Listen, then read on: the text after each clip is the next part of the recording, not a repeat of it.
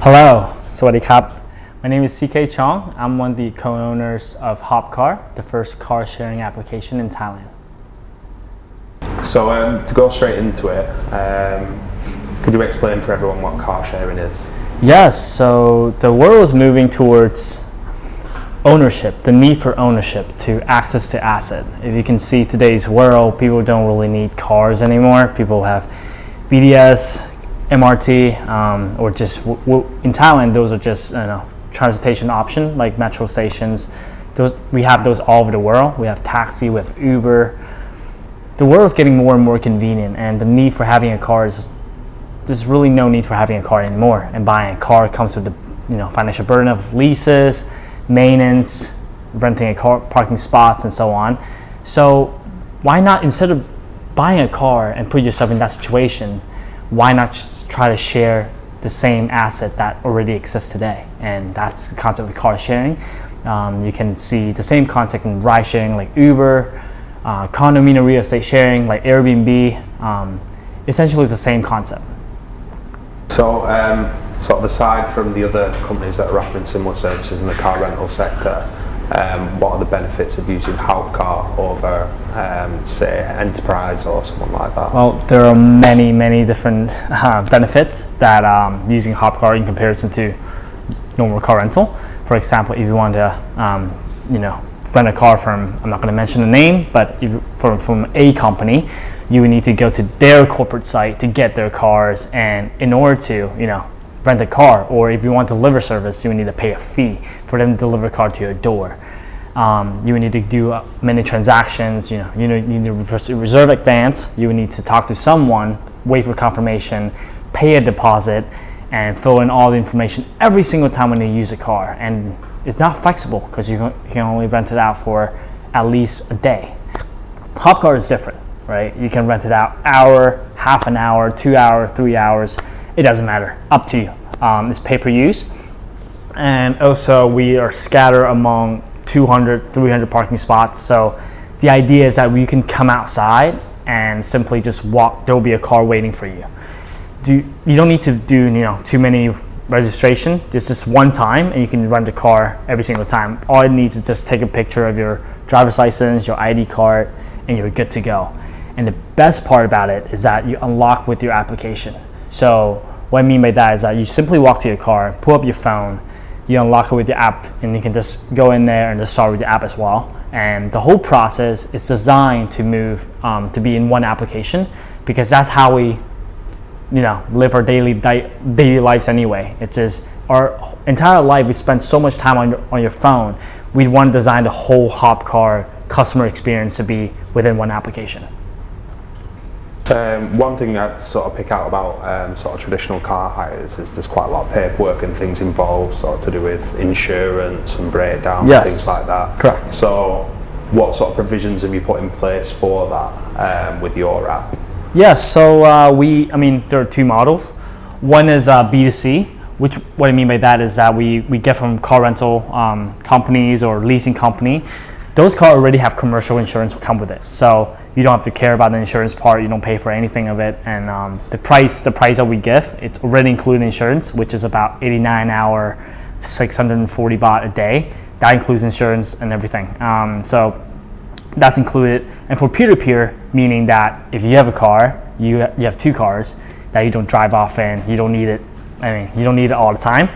You can put it on your system and make some money in the meantime. And for those cars, we have insurance that we already partner with that can offer you pay-per-use car. So pay-per-use service. So you don't have to pay too much about it, and you can push the insurance cost to the customer, so you don't have to pay for your personal insurance. You cut that, you buy my commercial insurance, and you're good to go. So it's one thing, one burden away. So you don't need that at all. Awesome. The car sharing sector has been described as something that's heavily disrupting the car rental industry. How would you sort of explain that, and how is it posing big problems for the other companies that are offering sort of a more traditional service? Yeah, so it's disrupting because the way we do business changed. So from today's business, if you have crazy amount of fixed costs when you start business, when you incur crazy amount of fixed costs, that's not the way we're supposed to do business today. Because if you the only value that you have is invest in crazy amount of capital in it. If you buy, for example, a car rental company, you buy like 100,000 cars, you own all these assets that they're not going to be useful anymore up to a certain amount of time. So, and we all know that car is a bad investment, right? You buy a car, you depreciate, drive off the lot immediately, 50% is gone. And car maintenance costs, the lease costs, and everything. And the resale value is not going up because people ain't buying cars anymore, as I mentioned before. So the secondhand market is plummeting. It's always going to be plummeting. It's never going to come back. And so that's why we created a sharing economy where this kind of business, we don't need to own any asset. We just need to make sure that we are doing our best to ensure customer service. And we're not only disrupting car rental companies, but we're also disrupting car dealerships because people don't need cars anymore. Based on a case study that 13 people can share one car without any problem at all, and that's the goal that I'm trying to strive toward. And with peer-to-peer, what I see is that peer-to-peer will be the future because it's more efficient, it's more transparent, and it's faster for people-to-people transaction, and it cuts off the middle guy that rips you off sometime, and the process will be a lot faster, more transparent. So that's why. So could you just explain quickly your one-way rental service and how Yes, that's a cool feature that we just launched about 3 weeks ago. So basically, one way meaning that from point A to point B without having coming back to point A. So a lot of feedback that we got from customer is that, hey, I've rented a car from Sutisan. Like, why am I have to come back to Sutisan if I just want to drop it off at the BDS? Or if I'm going to the airport, there's I cannot use the car. I cannot just drop it off at the airport. But what if now? So now you can, right? We have right now we have about 11 mega stations. Sutisan, Bang Hwa, Bang Na, Udom Suk, On Nut, Airport, Future Park. So these are the major hubs, basically university, office tower, malls, condominiums, and BDS, MRT. So based in places that people like to drop off their cars. So now it's more and more convenient. So my goal in the future is to make it anywhere, being able to one way. We're partnering with gas station pretty soon. So should be coming very, very soon is that every gas station there will be a hop car. And you can drop your car in every gas station. That's the goal. Excellent. Do you offer a delivery service at the moment? No delivery service at the moment. Right now they're killing each other. Lalamove, Grab, Lineman. It's not just Thailand. This is a booming business, right? Because they're selling. Here's the thing: people don't care about ownership or asset anymore. They care about convenience. The most valuable thing for a consumer is time, and it's convenient. And these people, they're essentially, that's what they're selling, right? They're selling, hey, you don't have to leave your home at all. You don't have to leave, you don't have to go to a restaurant. I'll just deliver the food to you right at your doorstep. They're selling convenient, and this is a great example. You see how, the market has shifted, and people care more about their time because things are moving so fast with technology, and technology makes stuff every day. Our lives go so fast. There's crazy amount of information getting transported through social media, internet, and everything. And our lives is in such a fast pace right now that time becomes so valuable for us. That's why these businesses are booming, and there's a lot of competition right now.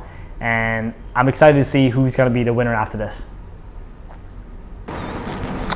So I believe that you're looking to bring in the peer-to-peer rental service. Is that actually live at the moment, or?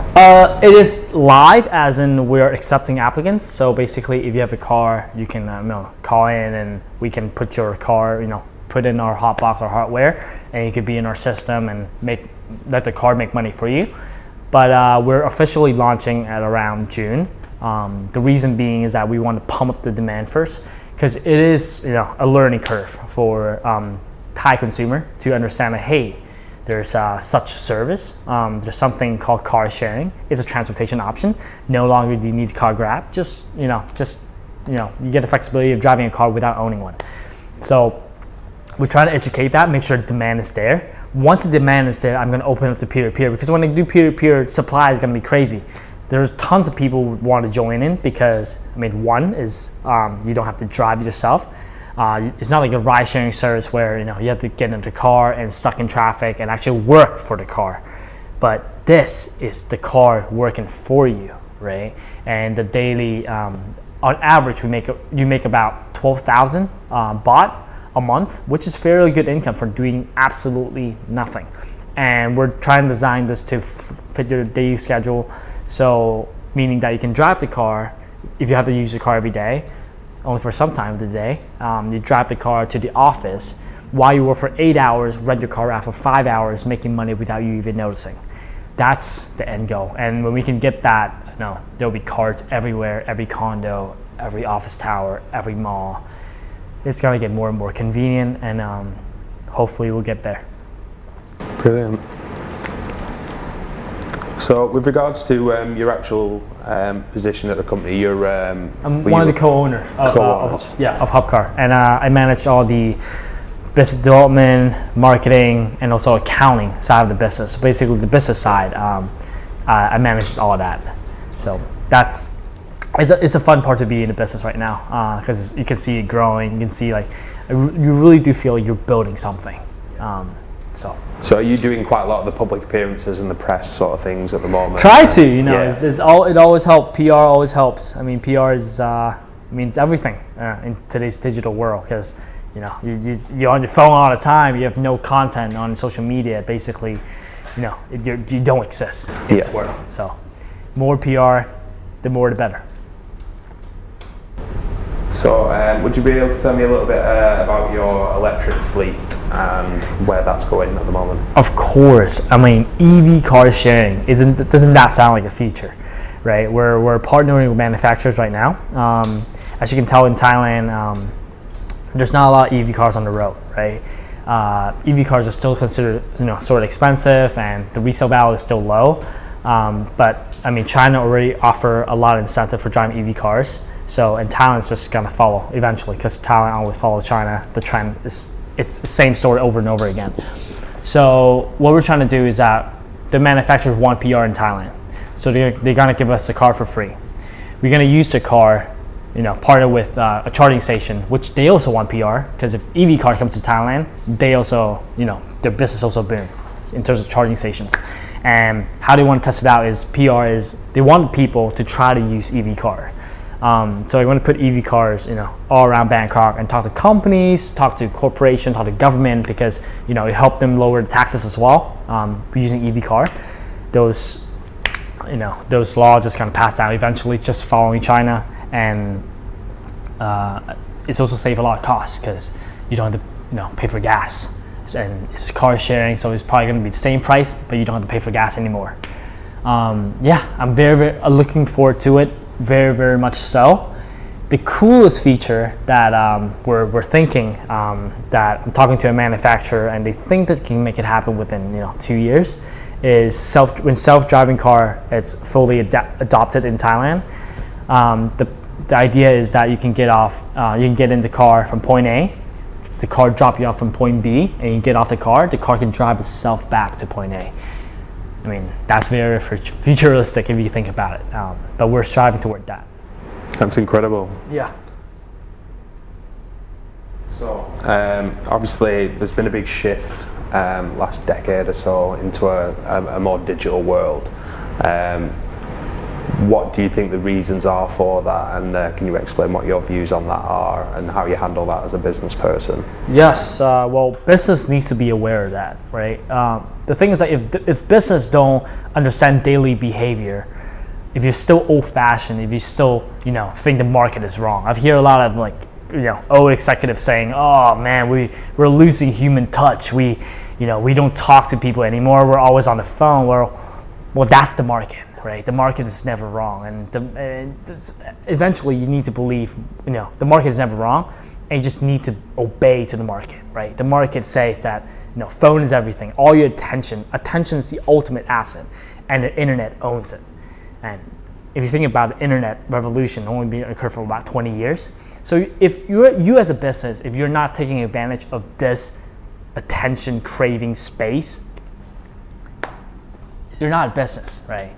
In today's business, having a Facebook page is more important than having an office.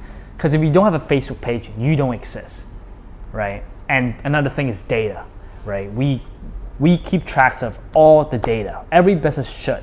If you don't keep tracks of data, you're gonna get swallowed because you don't understand consumer, right? Everyone is doing it. Why do you think WeChat has WePay? They don't care about that fees. They're not making any fees from it. But what they want is they want the data. You're consuming data.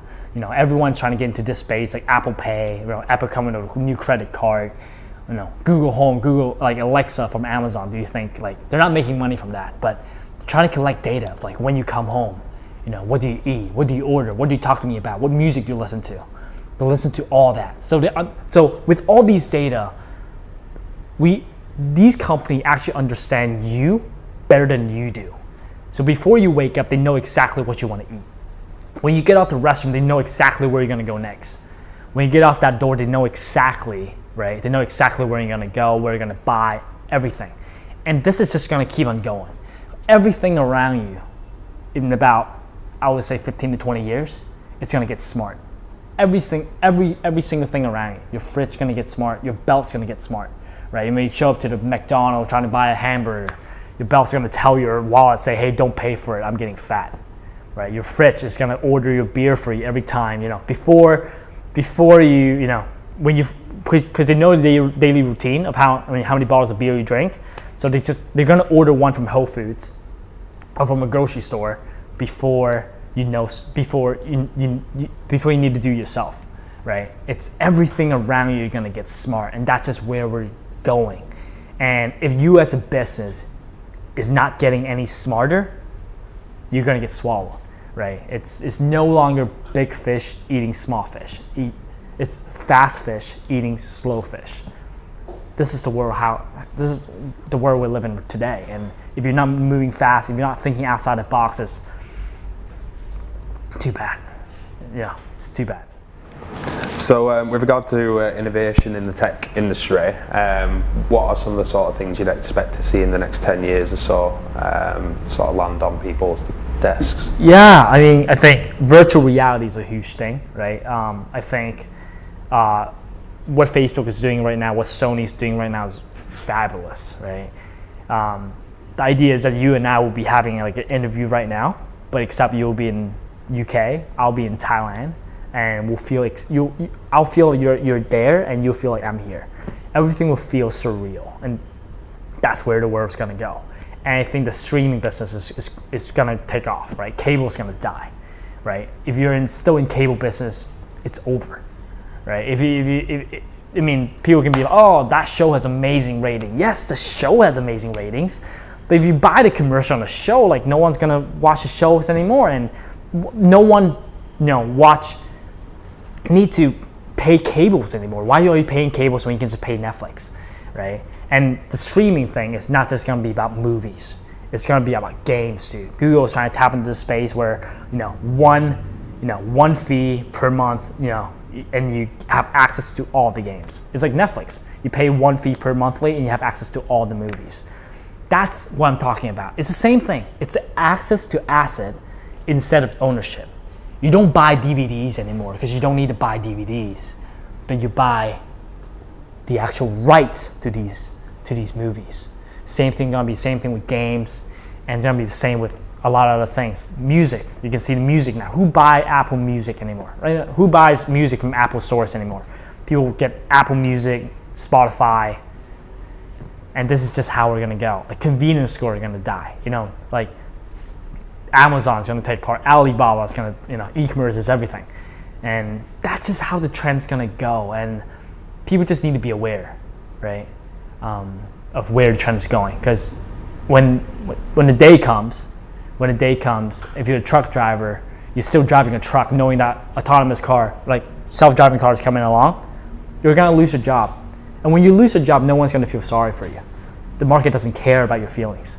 And that's the truth of it. Same thing with convenience store. If you're not doing anything to improve yourself right now, it's too bad. The internet is free. The library is free. Books are free. Cheap at least. Enhance your knowledge. Make yourself still value in today's society, in the future society. That's what today's business and people both need to do, instead of just constant just whining about technology, when everyone knows technology is going to disrupt every industry. Okay. Yeah. What advice would you give to the young people of today? Think. You need to start thinking. Start thinking about money, because schools don't teach you anything about money, right? They teach you about how to be a doctor, how to be a lawyer, how to be a accountant, a specialist. But those are not about money, right? Because the person teaching you about it, the professor himself, he's working for a paycheck. So in that environment, you don't learn much about money, right? If you still don't know about how to invest, finance, your income, your savings, and it's everything you do today when you're young will have an impact when you're later on, when you're older. Like buying a car today, when you want to buy a car just to impress someone that you don't like, that's a dumb purchase. That's not an investment, right? So my advice is stop buying dumb shit. Stop caring what people think about it, right? Save today and pursue that dream. It doesn't have to be, make a lot of money, but if you want to be the best singer, do it. If you want to be the best actor, be it. Best artist, be that. But there's no 8th place trophy. You have to be good at what you do. That's my essential advice. And also, for entrepreneurs or people who hate their job, quit. Like, why are you still in a job that you hate? Like, that's not how life's supposed to be. And there's a famous saying that when I pay you, you think like an employee.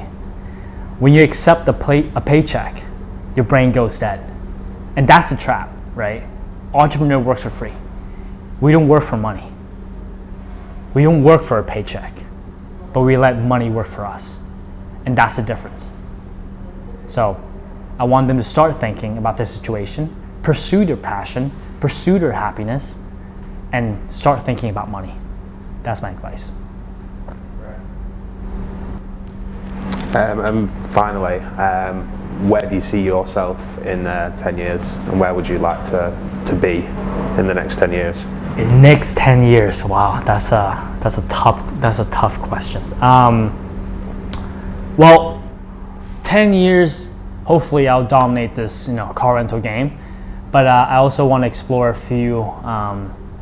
Depends on where technology takes me. I also want to explore a few options such as blockchain, cryptocurrency. I think that would be the future in about 10 years. I think a lot of people are saying it's a fraud and so on, but a dollar is just as much of a fraud as anything else. And they're saying gold, it's God's money. The dollar bill, the baht, that's government money. I call gold the God's money because it exists before human beings was ever here, right?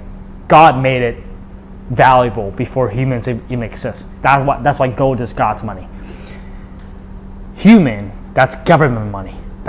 For me, that's fake money, right? They pump inflation all the time. They just pay off the debt by printing money. It ain't real. And they're just the people's money, the digital money, crypto, blockchain, Bitcoin. And I think it's very, very interesting to see where it's going to take us. I don't think centralization is going to overtake by decentralization. I think that both will coexist. But competition always makes stuff better, right? So it's just like if you were to create, if iPhone without Samsung, iPhone would not be iPhone today. It's just like today's world, every single government is a centralized government. They have no competition, no need to be better.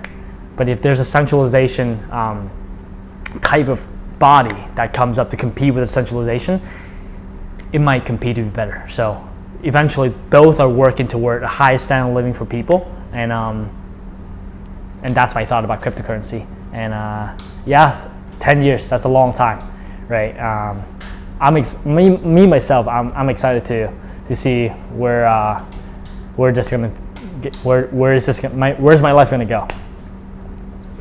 Yeah. It's been really good to talk to you. Thanks. Yes, thank you. Having it. Thank Appreciate it. Thank you for having me. Awesome. Thank you.